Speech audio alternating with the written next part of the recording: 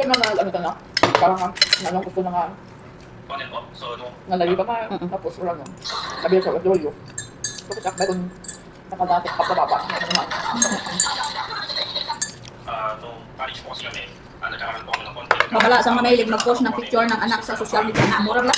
May natako na kay Queen Hera, di ba? Bata na ginano sa phone. So bata pa po talaga kami. Bali, umuwi po kasi siya sa probinsya. Ang mura lang So, bigla. 4 months pa lang po siya, is bumalik siya ulit dito. Bakit na ang nagkakapal kay tulang. Kon, ipos mo ang baka kang ibang tao. Mo pag ito kasi mo.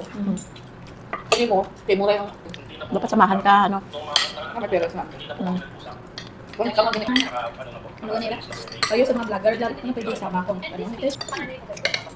Okay. Greetings po, na birthday ko. Pero gawa-gawa ng kataranggaduhan tapos iyak sila. Dapat makulong yan ng scam eh. First love this, she's guilty. She's crying because she got pero dapat ng Paula. Which is kumami naman po siya. Ang tagin ng ate. Yung gagawin niya. Gagawin niya yun sa masamang paraan. What age po ba? I think po mga 2 years old po yung una. Then yung last year. Nagsusustain ka, di ba? Depende po kung ano po yung kailangan po ng bata. So, more or less. More. Kanina lang.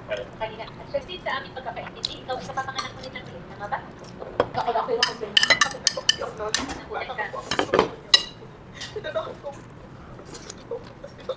Okay. So, nakunan ka. So, nakunan ka, hindi mo sinabi kay Marcia.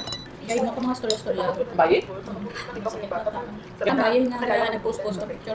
So, hindi. Si Marcia. Okay. Meron ka ng anak. Rin. Meron ka na bakit? Ex na lang ba yun?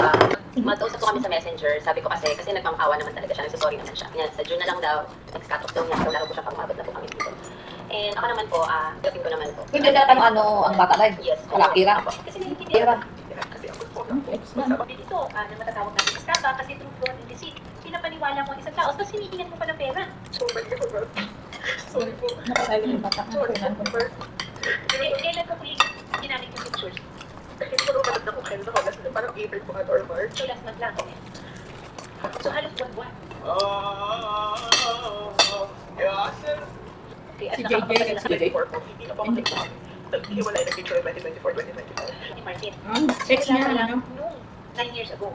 Or sa isip mo ba, Ano? kailan natigil yun? Kailan nagkaroon ng Actually po, kung hindi ko na nalaman ko kung walang pamilya. Kasi sinasabi niya po sa akin na may anak ko sa kanila.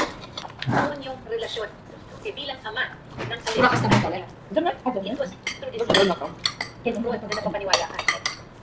Bala lang doon ako. Ang sa akin lang, sabi ko sa'yo na sana nung una pa lang.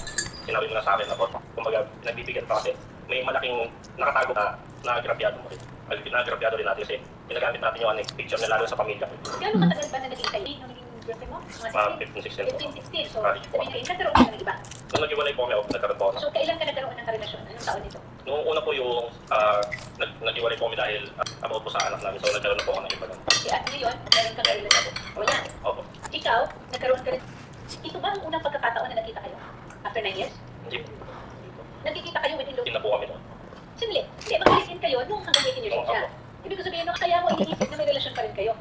Meron naman po talaga nung nagsasama po kami. Oo nga, pero nung nanganak ka, after ka nanganak, may relasyon pa rin kayo. Technically, ako sasagot ako, oo, kasi napapaniwala mo siya na may anak siya sa iyo eh. So tatay siya ng anak mo, tama? Dr. Camille, magandang hapon po sa iyo, ma'am. What is it that we have here, Dr. Camille?